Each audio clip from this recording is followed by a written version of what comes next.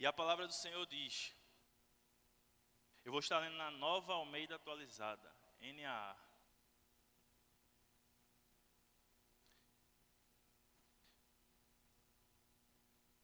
E a palavra diz, portanto, assim como vocês receberam Cristo Jesus, o Senhor, continuem a viver nele, estando enraizados e edificados nele, e confirmados na fé, como foi ensinado a vocês, crescendo em ação de graças.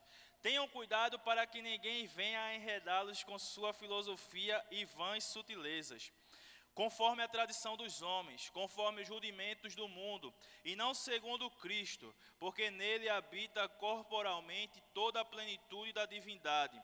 Também nele vocês receberam a plenitude, ele é o cabeça de todo o principado e potestade. Nele também vocês foram circuncidados, não com a circuncisão feita por mãos humanas, mas pela remoção do corpo da carne, que é a circuncisão de Cristo, tendo sido sepultados juntamente com ele no batismo, no qual vocês também foram ressuscitados por meio da fé no poder de Deus, que o ressuscitou dentre os mortos.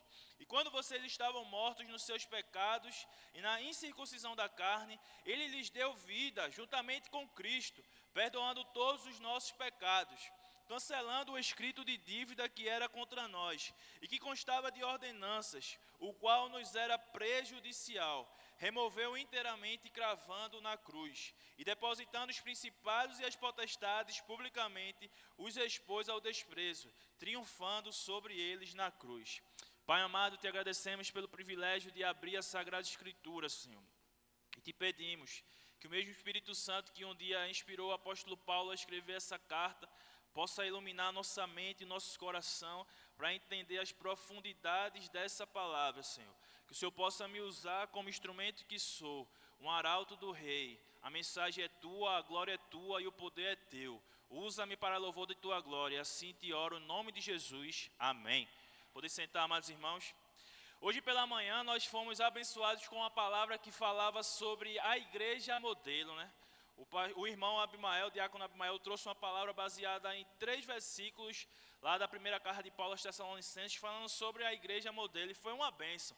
Se você não assistiu, depois, como disse o pastor Márcio, é uma das pregações que vale a pena você assistir de novo. Então, vá na sua casa durante a semana com um caderninho e assista com calma, para você ver aquilo que a palavra do Senhor nos diz. E hoje nós vamos falar também sobre como nós podemos viver como verdadeiros cristãos. Nós vivemos uma realidade onde, infelizmente, existem muitas pessoas que se dizem cristãs, mas ainda não entenderam o que é ser cristão. Isso tudo porque, infelizmente, algumas igrejas estão rodeadas de falsos ensinos. Isso tudo porque os falsos ensinos dos nossos dias têm entrado em alguns arraiais. E para que você tenha noção, isso não é de hoje. O texto que nós lemos é do 1º século. O apóstolo Paulo está escrevendo para uma das primeiras igrejas. Não fazia sequer 100 anos que Jesus Cristo tinha habitado em nosso meio. O ensino do evangelho era algo que estava bem recente na mente dos cristãos. Mas o apóstolo Paulo ele escreve para essa igreja para poder protegê-la dos falsos ensinos. Mas antes de nós meditarmos em verdades que esse texto vai nos revelar, vale a pena nós entendermos o contexto que Paulo escreve essa carta. O apóstolo ele escreve essa carta estando preso. Paulo estava preso. Capítulo 4, versículo 3, ele diz que está algemado. E no versículo 10 do capítulo 4, ele diz que Aristarco, um companheiro dele, também estava preso com ele. Por isso que quando nós meditamos em Colossenses, vale a pena entender que aquele que escreveu essa carta estava preso. E se você não conhece a história do Evangelho, se você não conhece o cristianismo mais a fundo, você pode estar se perguntando, e por que ele estava preso? Ele estava preso porque ele não negou a sua fé. Ele estava preso porque no 1º século o cristianismo era visto como uma seita. Ele estava preso porque falsas acusações estavam sendo feitas contra os cristãos. E Paulo, por ser o principal líder do cristianismo depois de Jesus Cristo, ele foi preso com a acusação de ser o cabeça da seita dos nazarenos. Tudo isso porque Paulo ele não negou a sua fé. Mas é também interessante você saber que, para além do apóstolo Paulo, aquela igreja tinha um pastor, que no início da caminhada daquela igreja lutou no ensino do Evangelho. A palavra vai dizer no capítulo 1, versículo 7, e no capítulo 4, 12 e 13, que ali existia um homem chamado Epáfras. Epáfras era um homem que batalhou pelo ensino do Evangelho para aquela igreja. Epáfras é um homem que foi leal a Deus e leal à igreja. E dentro desse contexto, meus irmãos, nós vamos poder tirar aplicações para os nossos dias. Ou será que nos nossos dias, ao exemplo do que aquela igreja estava passando, não existem falsos ensinos querendo corromper o verdadeiro evangelho? Ou será que, ao exemplo do que o apóstolo Paulo queria ver com os irmãos em Colossenses, nós não queremos prosseguir firme no verdadeiro evangelho? Ou será que Deus não continua a levantar ministros do evangelho, fiéis a eles e leal ao seu povo, mesmo com suas falhas e limitações, ao exemplo de Epáfras, que trabalham para a espiritualidade da igreja? Quando você entende esse contexto, Paulo escrevendo para uma igreja onde ele estava preso, uma igreja que tinha um ministro do evangelho que batalhou pelo ensino ali, uma igreja que estava sendo rodeada de falsos ensinos, a sua mente começa a clarear e a gente começa a entender um pouco mais desse texto. Versículos 6 e 7, Paulo vai dizer: portanto, assim como vocês receberam Cristo Jesus, continuem a viver nele. Após Paulo falar que estava batalhando por aqueles irmãos, o apóstolo agora vai colocar a responsabilidade sobre todos os cristãos. Todos aqueles que um dia ouviram o evangelho e arrependeram-se dos seus pecados e confessaram a fé em Cristo Jesus. Algumas igrejas, o exemplo de levantar sua mão, vir até o púlpito para orar, ou no final do culto procurar os pastores e declarar sua fé em Cristo. Todos aqueles que receberam Cristo Jesus precisam perseverar naquilo que aprenderam. Paulo diz: assim como vocês receberam Cristo Jesus, ele está chamando a atenção de que a responsabilidade para que a igreja viva um evangelho fiel, um evangelho genuíno, um evangelho que testemunha para os de fora que de fato nós somos lavados e remidos pelo sangue do Cordeiro, não é responsabilidade apenas dos líderes, não é responsabilidade apenas da liderança, mas de todos aqueles que receberam Cristo Jesus. O apóstolo Paulo ele vai lembrar que nós somos membros de um grande corpo. E de fato, nesse corpo só existe um cabeça, Cristo Jesus. Mas para que o corpo trabalhe de acordo com os mandamentos do cabeça, todos precisam assumir a sua responsabilidade. Aqueles irmãos precisavam lembrar, um dia, o Senhor Jesus levantou um servo ou uma serva que lhe anunciou o evangelho, e você entendeu o conselho de Deus, e você entendeu que você era um pecador, e você estava perdido, e arrependendo dos seus pecados, declarou sua fé em Cristo, e a partir daquele momento você foi selado pelo Espírito Santo, você agora faz parte dessa grande família chamada igreja, e você precisa enfrentar os inimigos do seu tempo. Porque assim como a igreja em Colossos tinha inimigos que lutavam para tirar eles do centro da vontade de Deus, nós também precisamos lutar contra os inimigos do nosso tempo. Precisamos manter vivo em nossa mente o início da caminhada. Quando o seu coração ardia por conhecer mais de Jesus Cristo, quando você se dedicava a buscar mais da palavra do Senhor, e você buscava a Deus em oração, e você buscava a Deus na palavra, e você ficava questionando uns aos outros, como é que explica esse texto aqui, e você não deixava em paz aquela pessoa que lhe discipulou, porque você tinha sede para conhecer mais de Cristo. Se isso foi uma realidade no início da sua fé, Paulo está dizendo: permaneça enraizado em Cristo Jesus. O amor que você um dia confessou a Cristo no início da caminhada precisa ser uma constante. Nós costumamos dizer que cristianismo não é a corrida de 100 metros, que você consegue ver a chegada e dar um pique e consegue acabar, mesmo cansado, mas consegue chegar lá. Cristianismo é uma verdadeira maratona, que nós não conseguimos ver a linha de chegada, que muitas vezes nós vamos estar num passo cadenciado, às vezes nós vamos correr mais forte, às vezes nós estaremos com sede, esperando o ponto de abastecimento para beber uma água, às vezes nós estaremos precisando daqueles que estarão do nosso lado, dizendo: vai, você consegue. E tudo isso, meus irmãos, é uma metáfora, uma analogia para mostrar a vida com Cristo. Nem sempre vai ser fácil, nem sempre nós estaremos com todo o ânimo, mas nós precisamos mantermos fiéis enraizados naquele que nos amou. Quando Paulo diz aqui que nós precisamos lembrar do início de tudo, e ele vai usar o termo enraizados, não há como esquecermos, não lembrarmos daquilo que Jesus falou em João 15, 1:3. Eu sou a videira verdadeira e o meu pai é o lavrador. Todo ramo que estando em mim não der frutos, ele corta, e tudo que dá fruto ele limpa, para que produza mais fruto ainda. Vocês já estão limpos por causa da palavra que lhes tenho falado. Está enraizado em Cristo, meu irmão, é fazer com que você resista aos falsos ensinos e dê fruto de um verdadeiro cristão. Só estando enraizado em Cristo é que nós conseguimos crescer em ações de graça, testemunhando em uma sociedade caída que o Evangelho não é uma lenda, que o Evangelho não é uma história contada para manipular pessoas, que o Evangelho não é uma mensagem que você vai escutar uma vez por semana e viver a semana nos restos dos dias como você quer e bem entende. O Evangelho é uma mensagem de Deus. Você está morto nos seus pecados e delitos. Você é inimigo de Deus, porque o seu coração é pecador. Você não consegue obedecer ao Deus que é santo, santo, santo.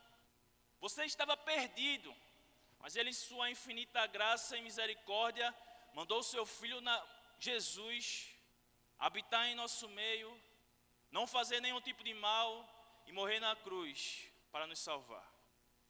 A mensagem do Evangelho é uma mensagem de vida para aqueles que creem em Jesus, mas é uma condenação de morte para aqueles que ainda continuam desejando viver de acordo com a sua própria vontade. Esse mesmo Evangelho que chegou ali na cidade de Colossos, uma cidade que não era uma cidade repleta de povo judeu, ou seja, eram gentios, não conheciam a vontade de Deus, mas ouviram o Evangelho e transformaram foros pela vida através do Evangelho. Esse mesmo Evangelho que libertou pessoas em Colossos, em Éfeso, em Filipos, que libertou pessoas ao longo de 2000 anos, porque o cristianismo é uma religião que já está há mais de 2000 anos e as pessoas querem calar a voz de Deus, fechando as igrejas, mas a própria palavra diz que as portas do inferno não prevalecerão. Esse mesmo Evangelho que chegou naquela cidade e tem transformado pessoas, é o mesmo Evangelho que tem sustentado essa igreja ao longo de 55 anos. É esse mesmo Evangelho que chegou aqui na comunidade do Ibura, na Igreja Batista Central do Ibura, através de missionários vindos dos Estados Unidos, para pregar que Cristo salva, que Cristo transforma.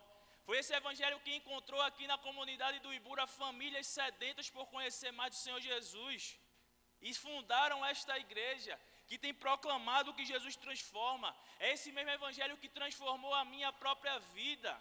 Pois como bem disse ali, quando fui apresentar a pequena Helena Vitória, há 12, 13 anos atrás, essa família que estava aqui na frente, de forma alguma imaginava que um dia eu seria pastor. Mas um dia, o Senhor Jesus mostrou quem eu era. Um pecador, distante do Deus Criador, que caminhava a passos largos para a condenação eterna. E naquele dia, eu caí em si. O que eu estou fazendo da minha vida? E ali lembrei, existe uma igreja onde eu aprendi o Evangelho. E ao retornar para essa igreja, o Senhor Jesus endireitou meus caminhos, me deu vestes novas, e aqui estou para lhe dizer, o Evangelho transforma vidas. A grande pergunta é, por que Paulo está tão preocupado para que aqueles irmãos vivessem o verdadeiro ensino que conduz a Cristo? No versículo 8, Paulo diz, tenham cuidado para que ninguém venha a enredá-los com suas filosofias e vãs sutilezas, conforme a tradição dos homens, conforme os rudimentos do mundo e não segundo Cristo. O apóstolo Paulo começa com uma advertência, tenham cuidado. O cristão precisa viver em plena vigilância. Meus irmãos, nós ouvimos algumas pessoas pregando que o Evangelho é como se você ganhasse na loteria da Mega Sena, que você vai conseguir resolver todos os seus desejos carnais se aceitar Cristo Jesus. Mas o Evangelho não é isso não. O Evangelho nos dá o melhor dos prêmios, a vida eterna. Nos faz ser filhos de Deus, nos sela com o Espírito Santo. Somos guiados pelo Espírito Santo, mas o Evangelho não diz que nós deixaremos de viver problemas na terra. E esses falsos ensinos têm minado a comunhão e a fé genuína em alguns lugares. Mas quando nós olhamos para esse texto, nós vamos ver que ao longo da igreja sempre existiram vãs filosofias que tentaram macular o verdadeiro evangelho. Quando Paulo fala aqui, tenham cuidado com vãs filosofias, não pense que Paulo está criticando a matéria filosofia.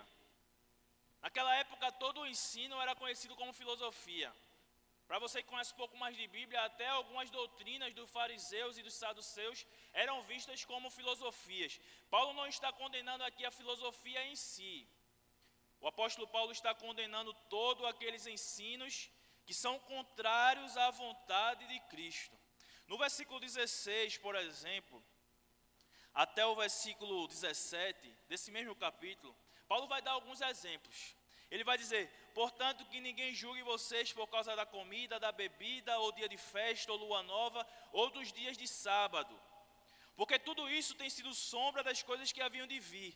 Porém, o corpo é de Cristo. Ele continua dizendo: não deixe que ninguém se faça de árbitro para desqualificar vocês, com pretexto de humildade e culto de anjos, baseando-se em visões, estando cheio de orgulho e sem motivo algum em sua mente carnal, e não retendo a cabeça, a partir da qual todo o corpo, suprido e bem vinculado por juntas e ligamentos, cresce o crescimento que vem de Deus.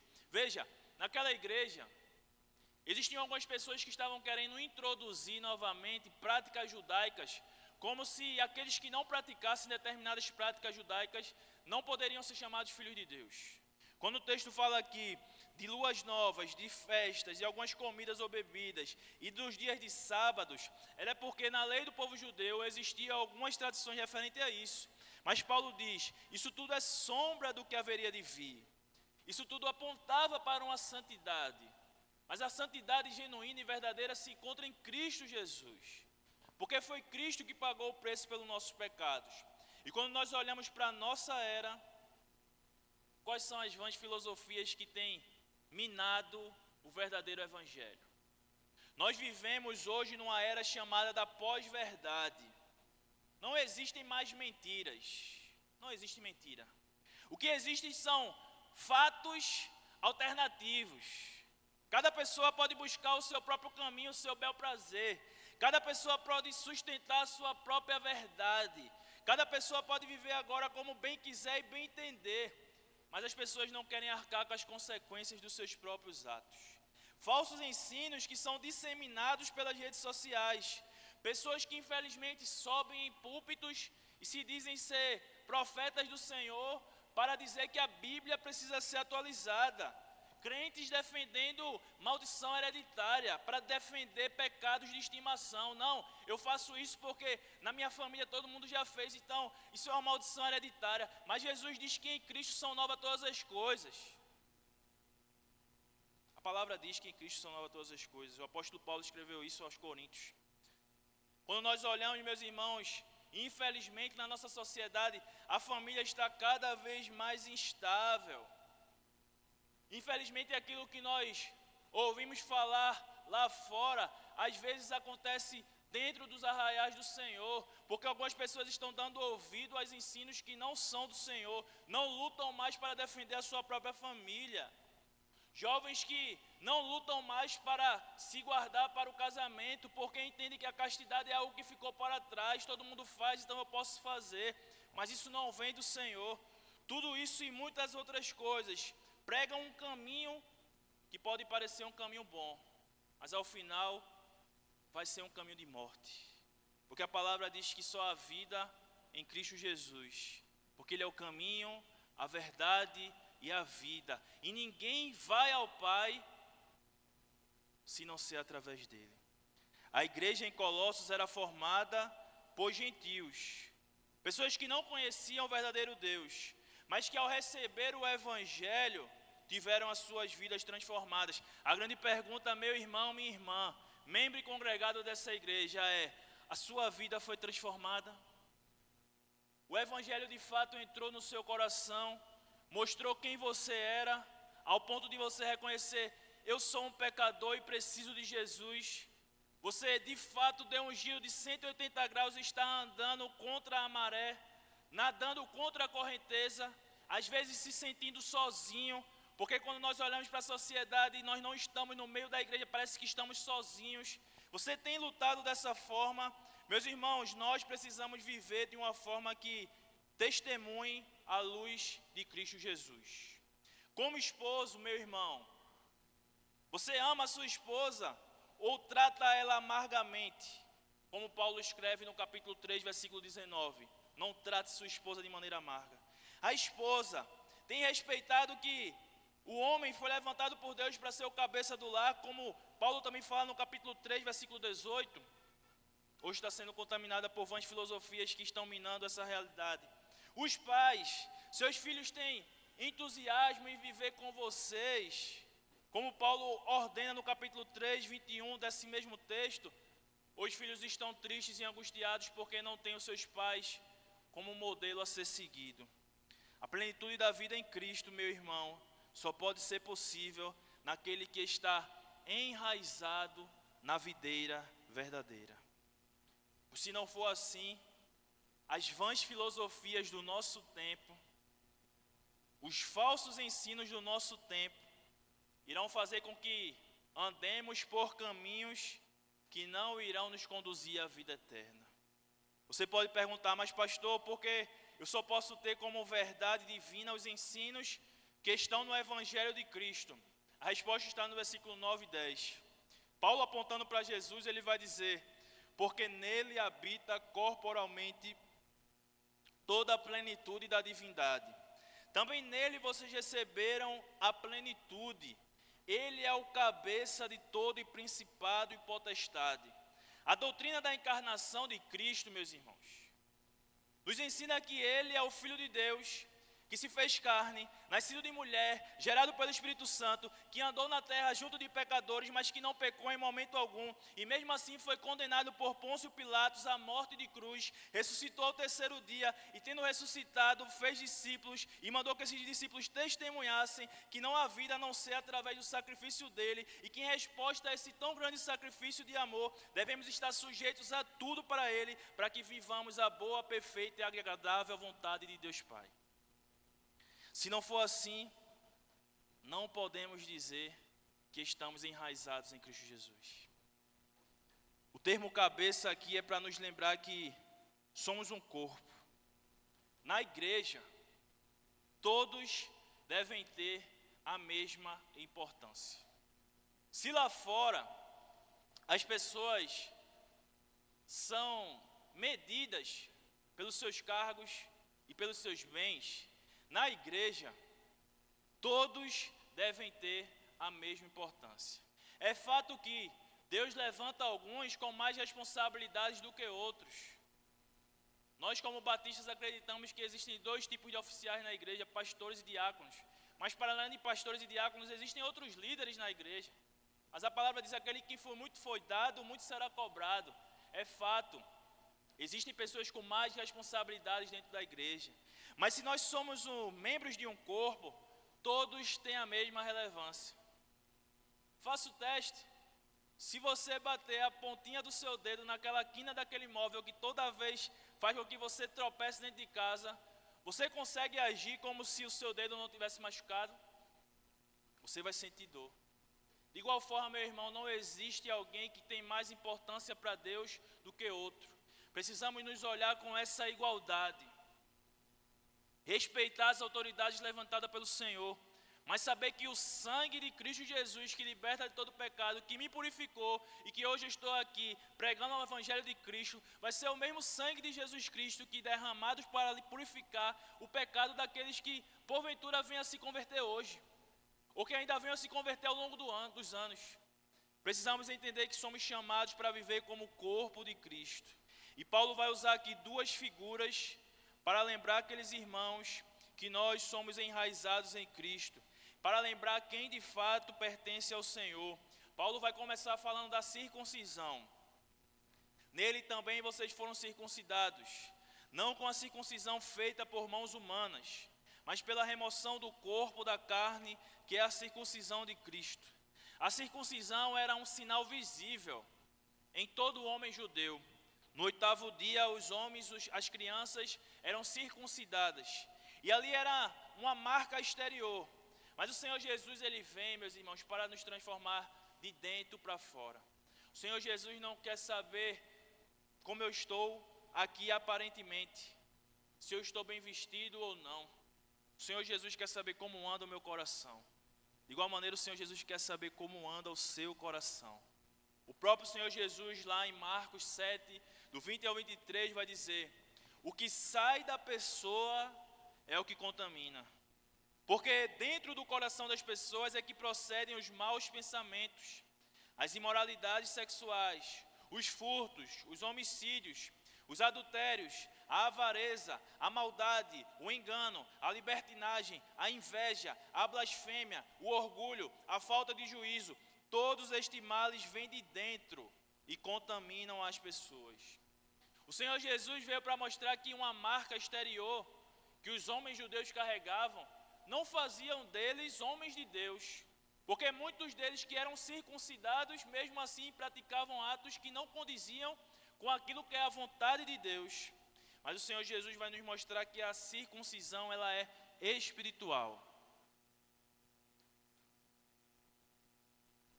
O próprio apóstolo Paulo, escrevendo aos Efésios, capítulo 1, versículo 13, ele vai dizer: nele também vocês, depois que ouviram a palavra da verdade e o evangelho da salvação, tendo nele crido, receberam o selo do Espírito Santo da promessa.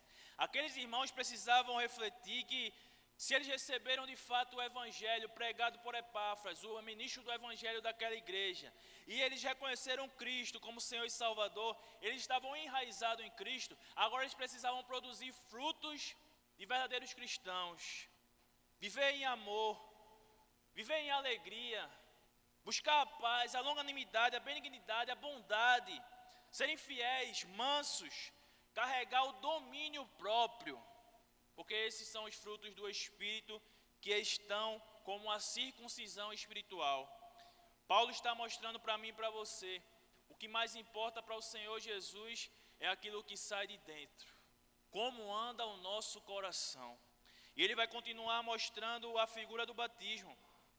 Versículo 12 e 13, Paulo diz: tendo sido sepultados juntamente com ele no batismo, no qual vocês também foram ressuscitados, lhes deu vida juntamente com Cristo. Hoje nós dissemos, como povo batista, nós não acreditamos no batismo de infantes, crianças recém-nascidas. Nós acreditamos que o batismo é para aqueles que conseguem professar a fé em Cristo. Nós fizemos esse momento lindo aqui, que é pedindo as bênçãos de Deus sobre uma criança. Mas louvado seja Deus se um dia essa criança chegar a se batizar.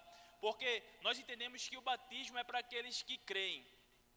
Aqueles que um dia receberam Cristo Jesus e agora vão professar, através desse memorial, que morreram para o mundo e querem viver para Deus. Que foram salvos por Deus Pai, pela obra do sacrifício do Filho, e agora querem viver guiados pelo Espírito. Meu irmão, o batismo não salva. A palavra diz: aquele que crê e for batizado será salvo. Aquele que não crê está condenado. Mas o batismo é a primeira ordenança do Senhor Jesus para aqueles que de fato foram salvos.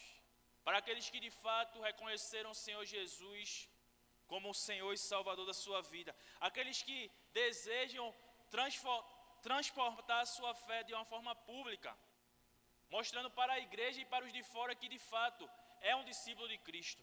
E eu não sei você, mas que dia feliz é o dia do batismo. Aqueles que são batizados em um batismo cristão, como nós acreditamos, o batismo bíblico, por favor, levante uma de suas mãos.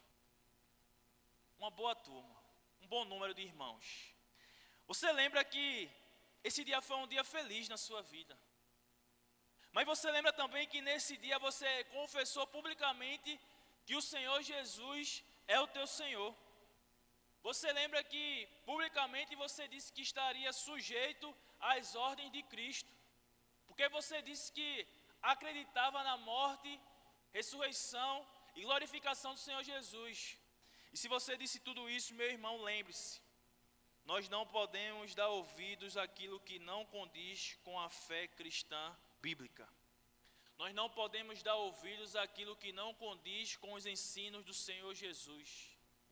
Nós não podemos dar ouvidos com aquilo que querem tirar nossa mente e coração dos caminhos eternos preparados por Deus e que nós recebemos através do sacrifício de Cristo. Em um dos períodos mais sombrios da igreja, onde no século 16, 17, Deus levantou um grupo de homens chamados de reformadores, aqueles homens para mostrar para algumas pessoas qual é a verdadeira igreja. Eles deixaram algumas marcas. Eles disseram que a verdadeira igreja, ela vai pregar fielmente a palavra de Deus. Toda a igreja verdadeiramente cristã, a palavra de Deus vai ser o centro e vai ser pregada com fidelidade. Uma verdadeira igreja, ela ministra corretamente as ordenanças do Senhor, batismo de crentes regenerados e a ceia do Senhor para aqueles que estão em comunhão com Deus e com a igreja. Uma verdadeira igreja, ela vai trabalhar o discipulado efetivo, vida na vida, e vai aplicar a disciplina corretiva, defendendo a santidade da igreja. Porque se nós não defendemos a santidade dentro da igreja, como é que vamos dizer para o mundo que Deus é santo, santo, santo? Se você visitante não vir mais aqui a esta igreja, tenha isso em mente.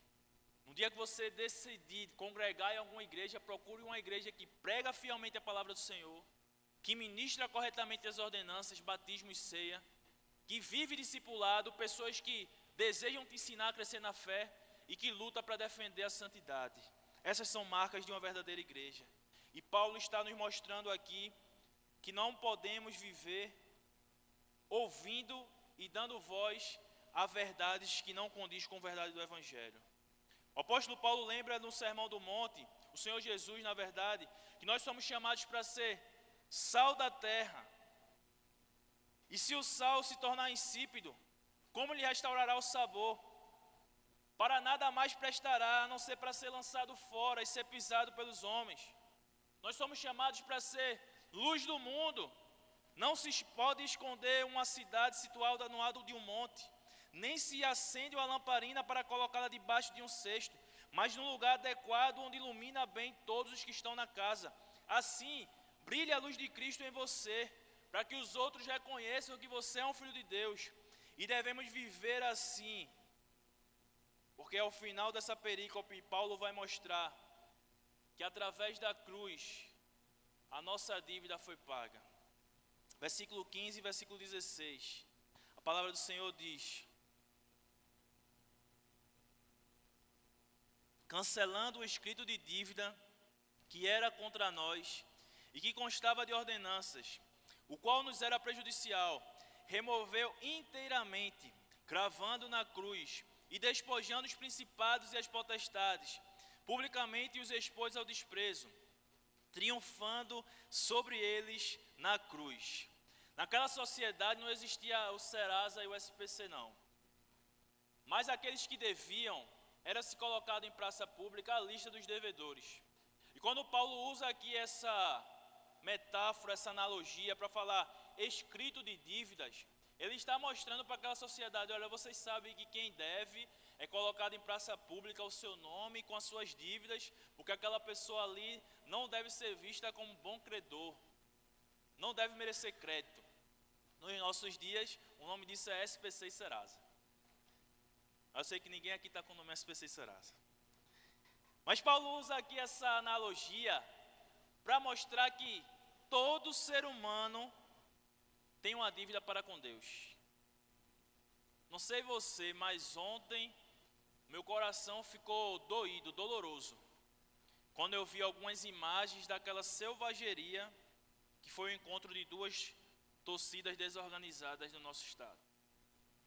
O Senhor Jesus pagou o preço dos nossos pecados. Deus não nos fez para aquilo. E de fato, meus irmãos, meu coração ficou angustiado. E alguém pode dizer: eu nunca cometi uma atrocidade daquela. Nunca matei, nunca roubei, nunca fiz mal a ninguém. Mas a palavra diz: todo ser humano tem uma dívida para com Deus. E você pode estar perguntando: que dívida para com Deus eu tenho? Nunca fiz mal a ninguém. A palavra vai dizer que todo ser humano carrega em si o pecado. E quando você vai ler a palavra do Senhor, você vai ver que a raiz do pecado foi o orgulho. O pecado que começou lá no mundo angelical. O diabo, que era um dos anjos do Senhor, se encheu de orgulho e, ao que tudo indica, queria o trono de Deus, queria estar no lugar de Deus. E aqueles que com ele se rebelaram foram expulsos da presença de Deus. E a palavra diz que o orgulho é o início do pecado. E eu tenho certeza que não é só o meu coração que luta contra o orgulho, mas o de todos nós, porque a palavra do Senhor diz isso. É o orgulho que nos faz viver muitas vezes guiado pela vaidade, pela soberba. É o orgulho que muitas vezes faz com que a gente não diga sim à vontade de Deus, porque achamos que a vontade de Deus ela não é o suficiente para nos guiar para uma vida digna. Mas eu tenho certeza que quando você compra um eletrodoméstico ou compra algum móvel que você não sabe manusear, você vai para o manual de instruções para saber como montar. Da mesma forma, se você crê que Deus te criou, existe um manual de instruções para a tua vida, a Bíblia Sagrada. 66 livros que falam sobre a criação, a queda, a redenção em Cristo, a glorificação daqueles que disserem sim ao Senhor e a condenação eterna para aqueles que viverem de acordo com sua própria vontade. E a nossa dívida ela era muito alta, impagável, porque a palavra vai dizer que Deus é santo, santo, santo. E a palavra vai dizer que só o ser humano carrega a imagem e semelhança de Deus. Existe uma canção antiga, não sei se vou tentar cantar não, mas a letra diz mais ou menos assim: olhe para o céu, olhe para o mar, vê que maravilhas meu Deus criou. Suba lá nos montes, olhe para os bosques, vê que maravilhas meu Deus criou. Senhor, fizeste o sol que nos aquece, Senhor, fizeste a lua que ilumina, Senhor, fizeste a estrela que orienta, Senhor, és o caminho,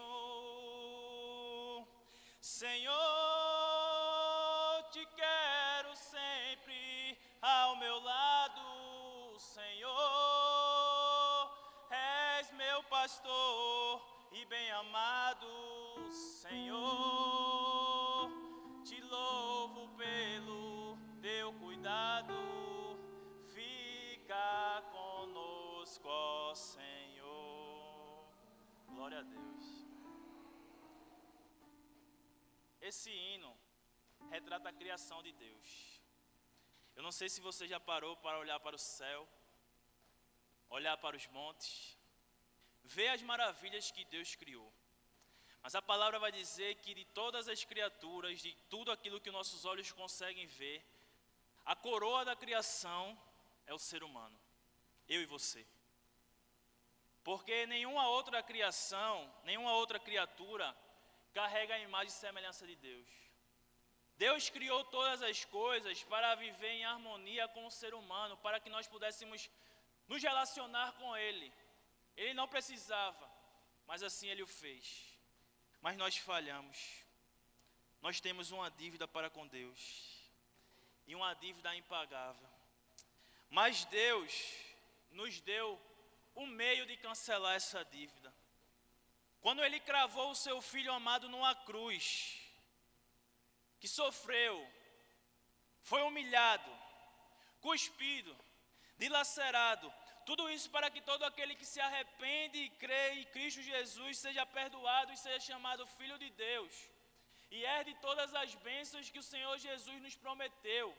E a maior delas é viver na presença de Deus Pai, como Filho de Deus, com o corpo glorificado em novo céu e nova terra. Mas enquanto você estiver aqui na terra, o Senhor te deu o Espírito Santo, para que em meio ao caos que nós vivemos, a maldade que assola o coração humano, nós possamos ser guiados pela paz que excede a todo entendimento. Paz essa que dinheiro não compra, que bens não compra, que posição social não compra, mas o sangue de Cristo liberta e comprou para ti. Só o sangue de Cristo pode nos cancelar a nossa impagável dívida para com Deus.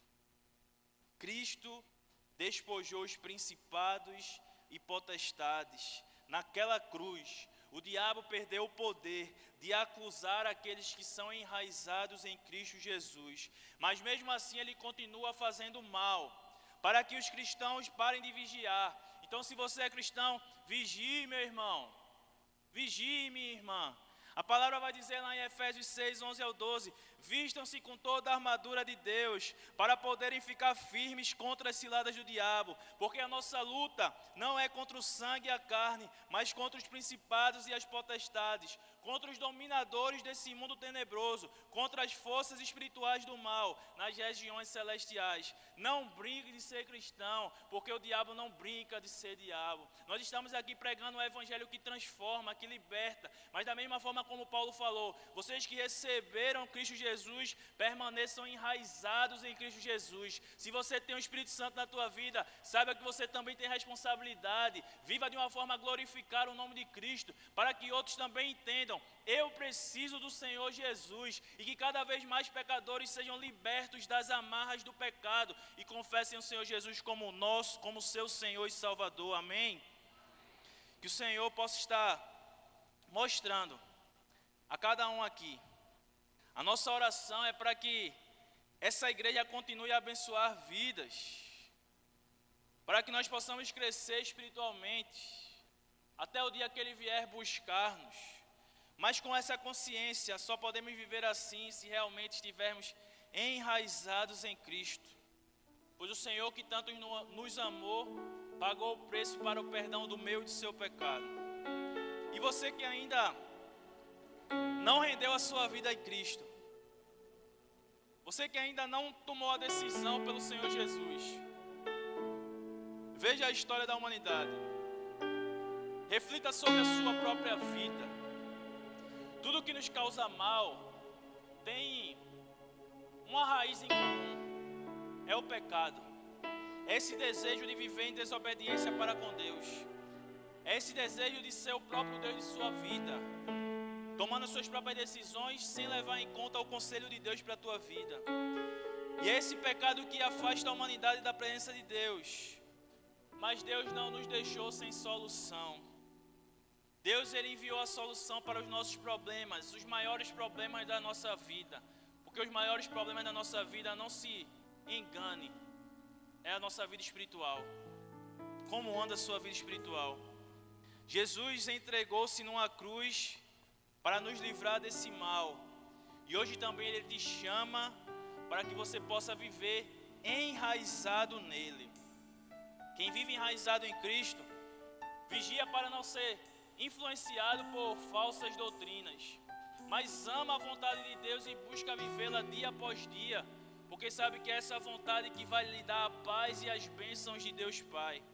Esse texto nos confronta a analisar a nossa própria vida. O mundo está cheio de pessoas que dizem que você pode servir a Deus como você quiser e bem entender, mas a palavra do Senhor diz que não é bem assim. O mundo diz que você pode chegar na presença de Deus de várias formas, e de fato, você pode chegar na presença de Deus de várias formas. Mas chegar na presença de Deus como filho de Deus, só existe uma forma, um caminho, e esse caminho é Cristo Jesus. Esse texto nos chama a entender que Cristo se entregou, deixou tudo para trás, para cumprir a vontade de Deus Pai, para salvar a minha vida, miserável pecador, que andava com o coração cheio de orgulho, pensando que as minhas decisões eram as melhores decisões. Mas um dia a palavra do Senhor me feriu e me mostrou quem eu era. Eu precisava do Salvador, e esse Salvador é Cristo Jesus. Essa palavra também chegou ao coração de muitas pessoas que aqui estão e transformou vidas das mais diversas formas. E a minha pergunta hoje é para você: existe alguém aqui nessa noite que ainda não confessou a Cristo como Senhor e Salvador, e ao exemplo da igreja de Colossos, quer receber Jesus como seu Salvador? Levante uma de suas mãos.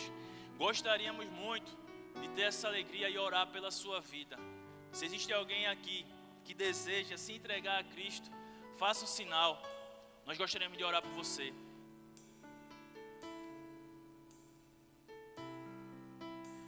Mas se não há, e se há e alguém ainda não quer fazer isso publicamente, não é necessário que você faça isso só publicamente. Nos procure ao final do culto, procure alguma liderança da igreja. O importante é você tomar essa decisão no seu coração. Claro que gostaríamos muito de nos alegrarmos, porque a palavra diz que há festa no céu quando um pecador se arrepende. Mas se você por algum motivo não quer fazer isso publicamente, mas quer nos procurar e dizer, eu quero receber a Cristo, nos procure. Nosso desejo é orar pela tua vida, nosso desejo é fazer você parte desse corpo.